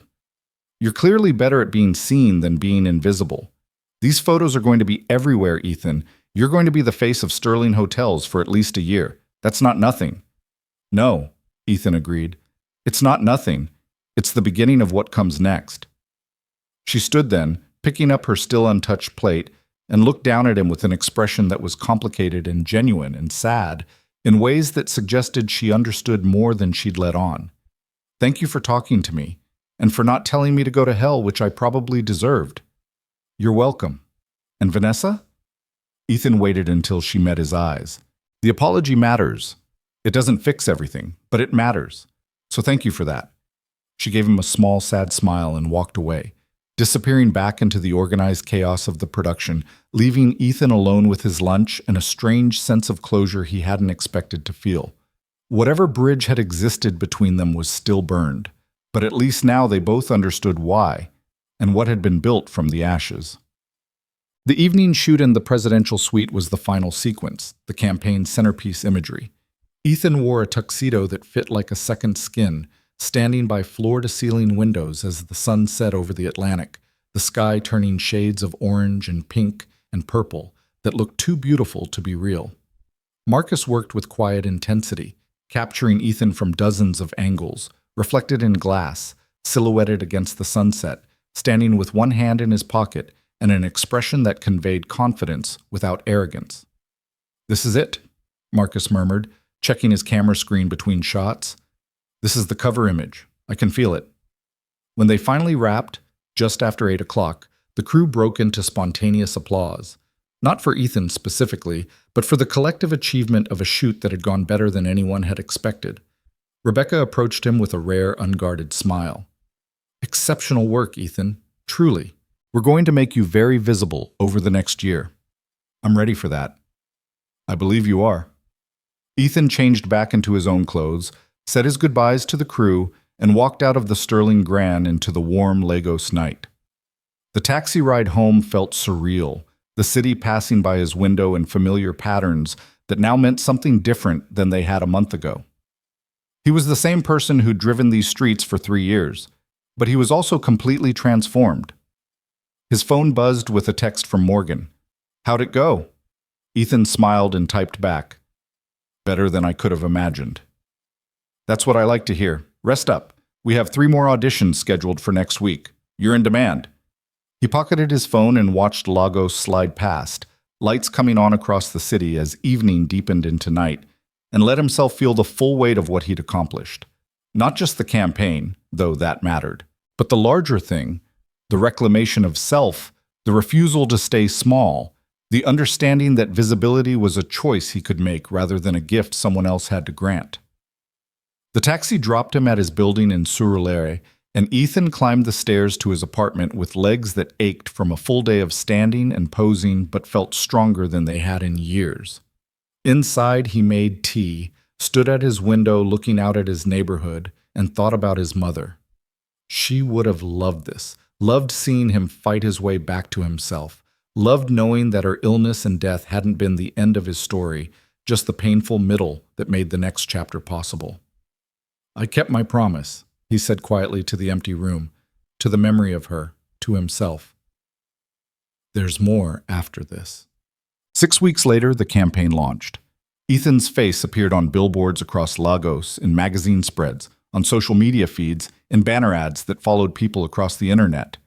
The tagline, "Timeless Elegance," appeared beneath photos of him in that tuxedo, by those windows, with that sunset painting the sky behind him. He looked powerful and relaxed, expensive and accessible, the kind of man who made luxury feel earned rather than bought. The response was immediate and overwhelming. His Instagram, which he'd barely used for years, exploded with followers. Brands reached out about potential collaborations. Other agencies tried to poach him from Apex. And everywhere he went in Lagos, the grocery store, the gym, restaurants, the street, people recognized him. "Aren't you the Sterling Hotels guy?" a young woman asked him at a coffee shop, her phone already out for a photo. "I am," Ethan confirmed, smiling as they posed together. "You're even more handsome in person," she said, then blushed. "Sorry, is that weird to say?" "It's kind of you to say. Thank you." She walked away grinning, and Ethan returned to his coffee, shaking his head at the strangeness of being recognized for his face rather than invisible for his function. But the visibility came with complications he hadn't fully anticipated. The story behind his resurgence, former driver turned model, had leaked, of course, because stories like that always leaked in industries built on gossip and narrative. Articles appeared in lifestyle magazines and blogs, framing his journey as an inspiring comeback story, but also inadvertently painting Vanessa as a villain in ways that made Ethan uncomfortable despite everything that had happened between them. One particular article in a popular Lagos lifestyle blog was titled, "From Driver's Seat to Center Stage, How One Woman's Cruelty Became Another Man's Motivation." It detailed the party.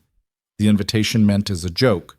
Vanessa's history of treating service workers poorly, complete with anonymous quotes from former employees. The piece went viral, shared thousands of times across social media, with comment sections full of people celebrating Ethan's success while tearing Vanessa apart.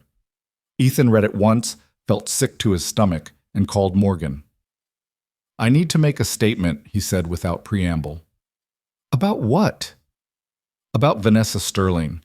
About the narrative that's forming around my comeback. It's getting out of hand. Morgan was quiet for a moment. Ethan, I understand the impulse, but publicly defending your former employer, especially one who treated you poorly, could undermine your own story. People are rooting for you because you overcame difficult circumstances. Muddying that message might not be strategic. I don't care about strategic. I care about honest. Ethan's voice was firm. Vanessa treated me badly, yes, but she wasn't a cartoon villain, and turning her into one doesn't make my success more meaningful. It just makes everyone involved look smaller. What do you want to say? That my journey isn't about revenge or karma or proving someone wrong. It's about finding myself again. And that Vanessa Sterling, whatever her flaws, doesn't deserve to be destroyed because I decided to stop being invisible. Morgan sighed, but it was the sigh of someone who'd expected this and respected it anyway. Okay, I'll set up an interview with one of the major outlets. You can control the narrative directly rather than letting it be filtered through gossip columns. The interview ran 3 days later in This Day Style magazine, a thoughtful piece where Ethan was asked about his comeback, his relationship with Vanessa, and what he'd learned from the experience. He answered carefully, but honestly. Vanessa Sterling gave me a job when I needed one, he said on the record. Was our professional relationship perfect? No. Did I feel seen and valued in that role? Also no, but I'm not interested in vilifying her to make my story more dramatic. The truth is more complicated than that. I made choices about how small I was willing to become. She made choices about how she treated people. We both have to live with those choices. But I don't need her to be a villain for me to be a success. When asked if he'd forgiven her, Ethan paused before answering. I think forgiveness is ongoing. I'm not angry anymore, which is different from forgiveness. I'm grateful for what the experience taught me, even though I wish I'd learned it a different way. And I hope Vanessa takes this as an opportunity to examine how she moves through the world. Not because she owes me anything, but because everyone deserves to be more than their worst impulses. The interview shifted the narrative almost immediately. Think pieces appeared praising Ethan's maturity and nuance. Social media discussions became less about dragging Vanessa and more about examining how power dynamics worked in employer-employee relationships. The conversation evolved from simple hero versus villain into something more complex and useful. And then, unexpectedly, Vanessa responded. She didn't give an interview or make a public statement.